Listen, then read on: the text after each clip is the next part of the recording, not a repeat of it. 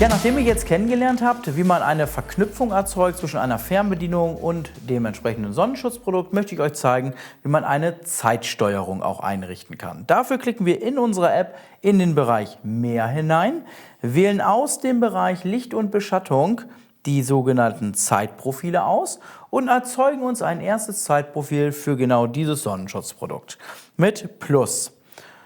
Einen Namen zunächst einmal auswählen. Das könnte hier jetzt zum Beispiel einfach nur Automatik heißen. Dann bitte auf Weiter klicken.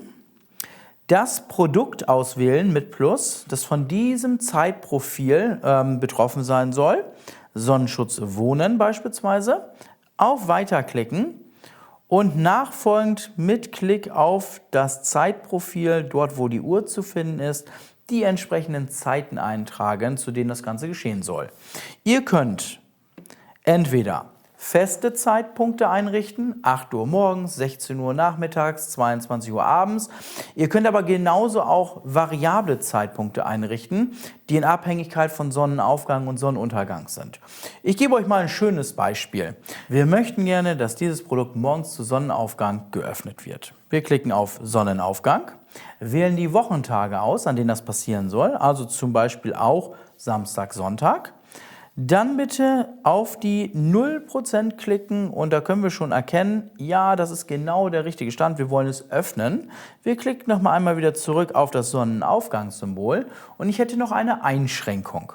Ich möchte keine Verschiebung des Sonnenaufgangs haben, ich möchte eine Bedingung zusätzlich setzen. Sonnenaufgang ist morgens eine wunderbare Geschichte. Im Sommer kann das Ganze aber auch sehr, sehr früh sein. Und so wähle ich einfach frühestens aus und setze einen zusätzlichen Zeitpunkt von beispielsweise 6:30 Uhr.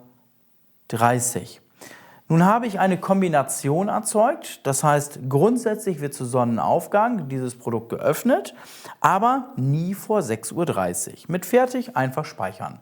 Und wenn ihr dann abends dieses Produkt wieder automatisch absenken wollt, mit Plus einfach einen Schaltzeitpunkt beispielsweise auch erzeugen, dann habt ihr beides mal gesehen.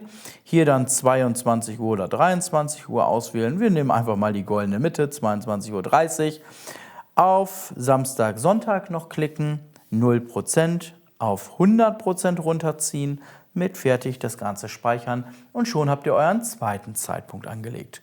Das Ganze schließen wir mit einem Klick oben rechts auf Fertig ab.